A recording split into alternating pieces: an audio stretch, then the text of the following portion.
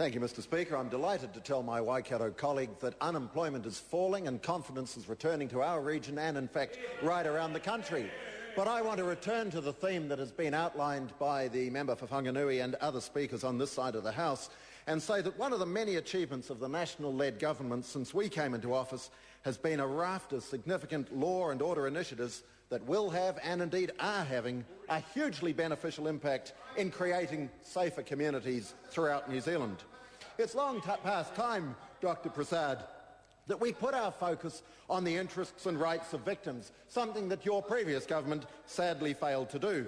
Because for far too long, the trauma of being a victim of crime has often been compounded by the insensitivity of the judicial system, which has focused on the prisoner in the dock and often re-traumatised the victims by subjecting them to distressing public airings of their experiences, and the horror of facing their attackers in court, and of answering defence counsel's questions that try to attribute some blame or responsibility to the victim for what has occurred. Mr Speaker, just recently in Hamilton I had the great privilege of meeting Louise Nicholas and hearing firsthand just how traumatising were her well-publicised experiences of a few years ago. It is pertinent to note, as the Minister told us at question time, that Louise has welcomed the recent announcements of the Minister about initiatives to support victims.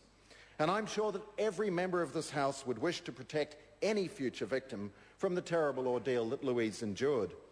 It's also pleasing to note the positive reaction of our police to the new on-the-spot safety orders. The police are confident that these measures will save lives. And that has to be welcome news in every community from Kaitaia to Stewart Island. Yes, there will be some challenges in collecting the new offender levies from some criminals.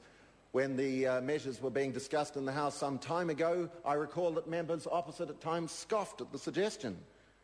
But there are ways and means of doing this too, Mr Speaker, and I know that my constituents in Hamilton are delighted to know that the Victims' Compensation Scheme will collect an estimated $13.6 million over the first 4 years that it will be in existence.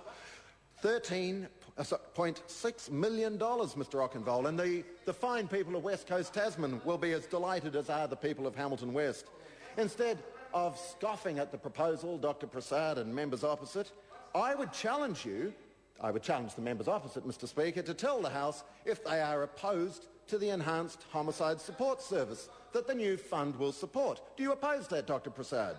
Or, in the unlikely event of your ever being returned to government, will the Labor Party cancel the provision of grants of $250 for victims of sexual violence, towards the expenses that they incur as a result of that experience?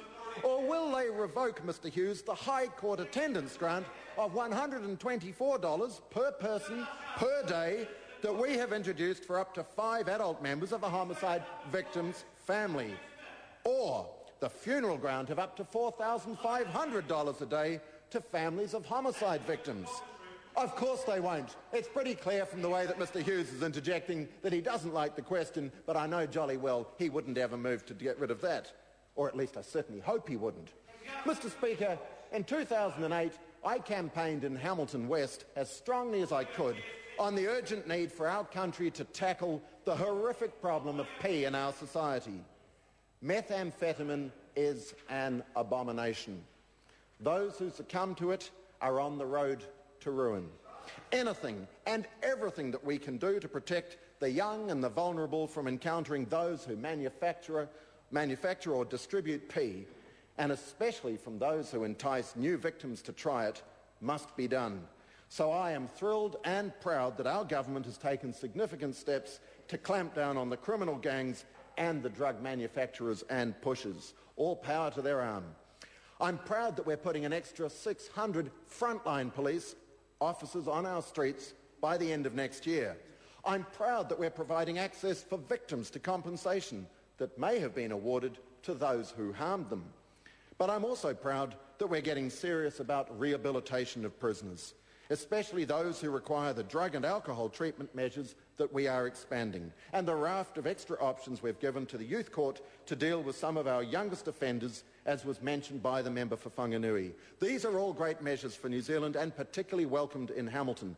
Mr Speaker, may I just close by congratulating my friend, the Reverend Mark Uportai, on his appointment as the National Director of the Prison Chaplaincy Service of Aotearoa, New Zealand.